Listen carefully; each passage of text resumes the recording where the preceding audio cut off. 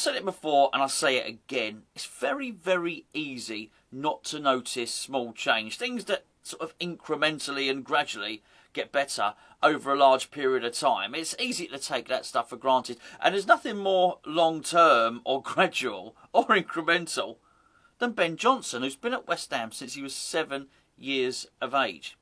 But sometimes you have to take a step back and think, well, that's really quite something.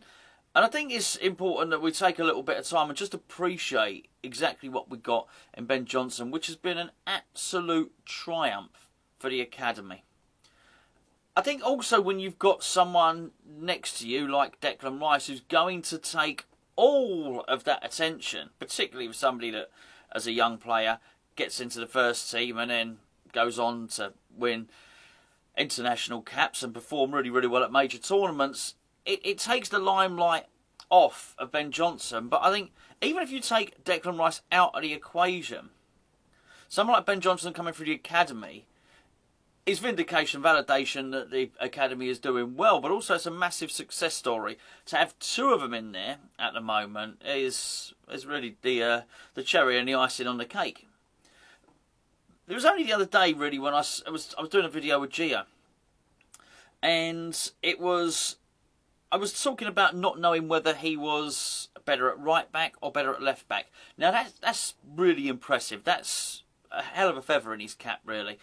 As I remember it, I think it might have been Pellegrini that gave him his debut, and I think it was against Man City. There's a baptism of fire, and I think it was at left back.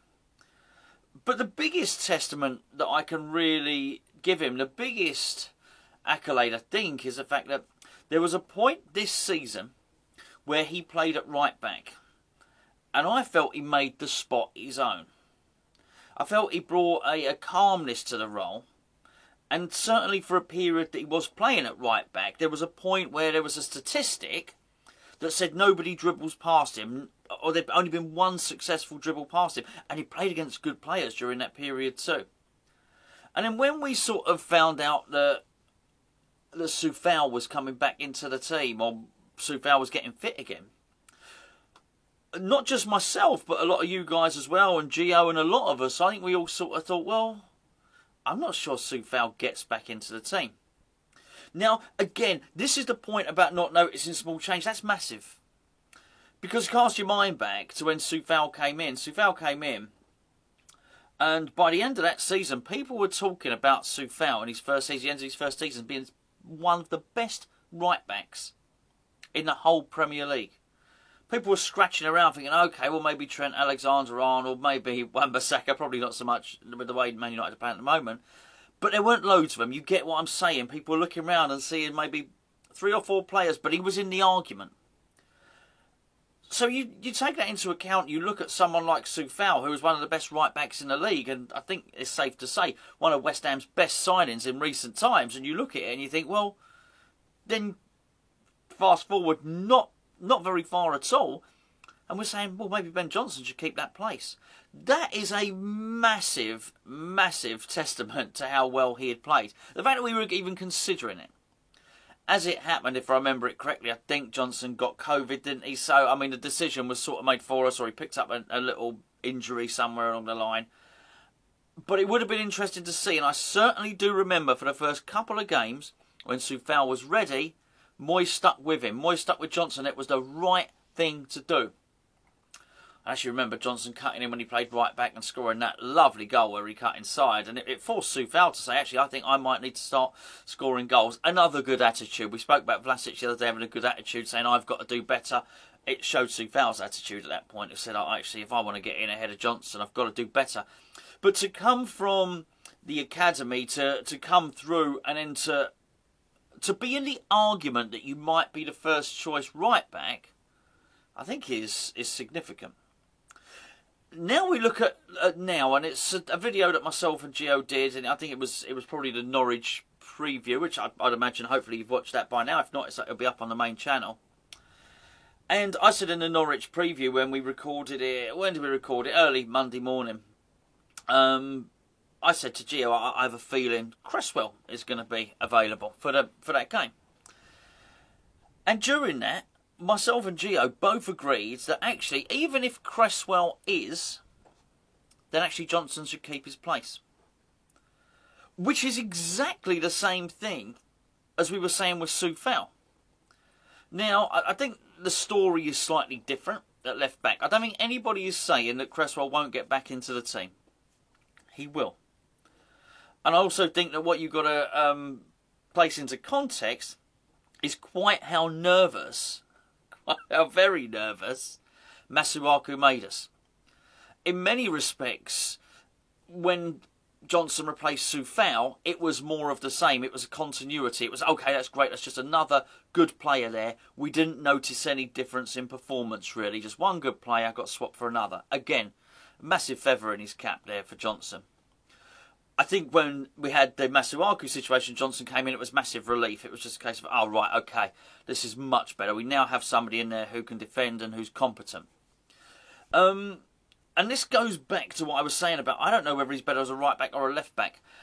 And that's no bad thing. That's a really, really good thing because he's really performing to a high level at both. And the very fact that we're looking at it and we're saying when Cresswell comes back, that we don't have to rush him back because we've got a perfectly adequate player there, is really something.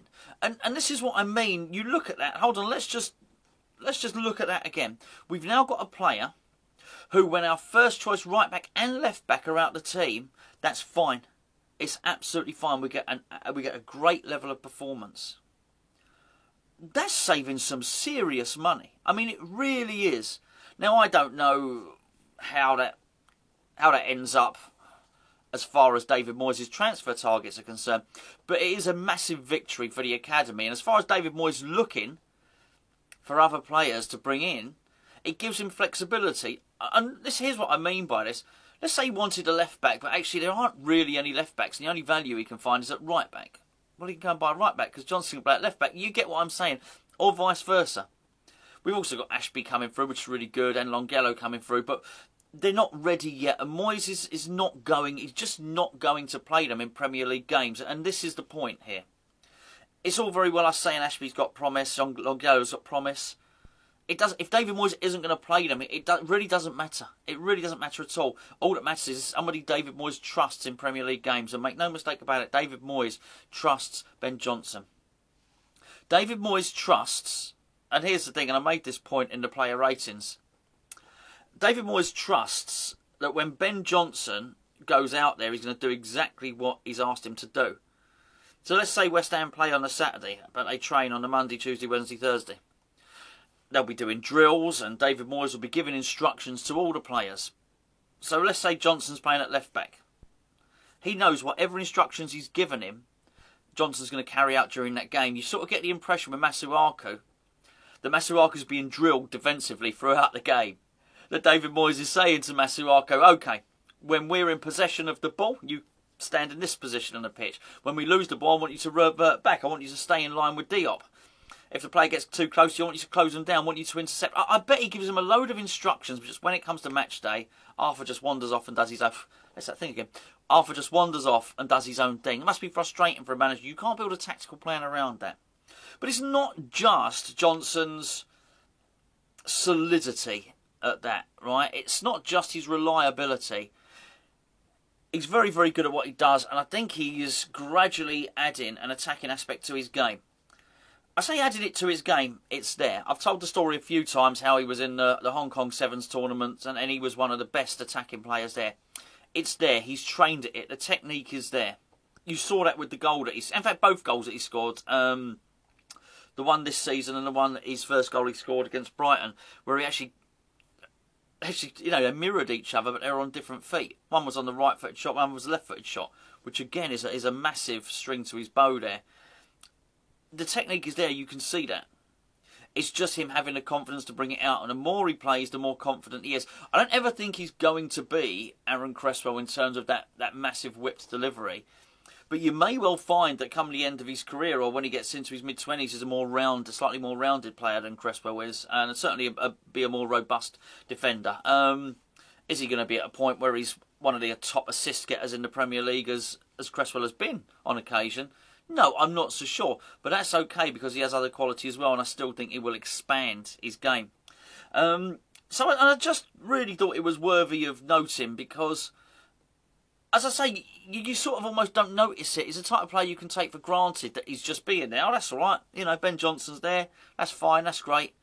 But actually, when you look at it, it is very impressive. Very impressive. As I say, overshadowed by Declan Rice. But he's actually just an established bona fide first-team player now in a couple of positions. I don't know how much he's saved the club. Don't know. But I'll tell you what, he'll get his new contract if he hasn't signed it already. And you couldn't buy him. You really couldn't buy him. Well, you know what I'm saying. Of course you could. If someone come in with silly money and 60 million, you'd be able to buy him. But somebody that can cover both fullback positions, has no trouble and can carry out all his instructions. Been at the club since he was 7. I think absolutely miraculous. The other thing I wanted to talk about just quickly is West Ham have been linked with Courtney House from Aston Villa. Now he was at West Ham. He was at West Ham as a 9-year-old, I think. Well, and later on than that as well. He's a West Ham fan, and apparently surplus to requirements at Aston Villa, which is hardly surprising because. Steven Gerrard's spending money like it's going out of fashion, isn't he? And signing some really good players. A little bit disappointed that we didn't get Dina. I'm sure I always say that. I want to say Digney, but it's not, is it? Luca Dean, whatever you want to say. Disappointed we didn't get him, but bearing in mind what I've just said about Ben Johnson, you can understand why not. It's not a priority. We've got somebody to play there. Is Johnson as good as him? No, not yet. No. But it does, if we've got a bit of a budget there, it does allow David Moyes to spend the budget on the 2 problem positions. But House is an interesting one. Because when we played Aston Villa, I'm pretty sure, I'd have to go back and check on the review afterwards. When we played Aston Villa, I think I said that the 2 Aston Villa centre-backs handled Antonio about as well as I've seen anybody handle Antonio.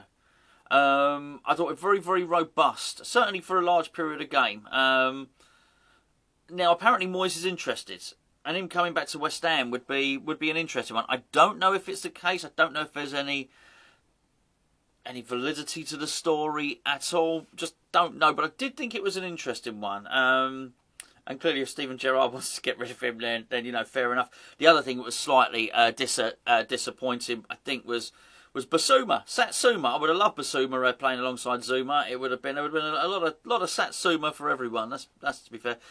Again, Aston Villa. So I would have quite fancied him at West Ham. That's quite disappointing that hasn't happened. But they are spending money. I mean, they're clearly going to be moving in the right direction, Aston Villa. And if they so deem that House is surplus to requirements, they want to sell their house basically. And Moyes deems it that's a good target, then fair enough. I wouldn't mind that at all. Not as a sort of stellar signing, but you can understand why that'd be attractive to him. 26 years of age, he does like a bit of experience. These centre halves, he's said that many times, hasn't he? That's why whenever I see us getting linked with a centre half that's really young, I think, I'm not so sure. He's gone on record as saying this. That being said, we definitely were in for Fofana. When Leicester went and got him, we were in for him at 30 million, and he was young. So I mean, I guess if you've got the appearances under your belt, and then it's fine. But certainly, what he's not going to do is sign a 19, 20-year-old who's only played 20, 30 games. I can't see that happening at all. Anyway, there you go. I just thought it was worth a chat about Ben Johnson. Absolutely delighted with him, and I also think because of how well everybody else plays, how well it's not just Declan Rice taking the limelight in terms of the outstanding graduate from the academy. It's actually the performance on the pitch. It's hard to win the bubbly, win man of the match when Bowen plays so well or Antonio plays so well. Rice himself. There's a lot of really good players at West Ham. But I just wonder if it's benefited him. That actually just gradually and very, very slowly, under the radar, Ben Johnson has gone from youngster with a bit of potential, who was, let's be fair, behind the pecking order in Jeremy Ngakia, to now being a proper, established Premier League player and reliable performer who saved West Ham an awful lot of money.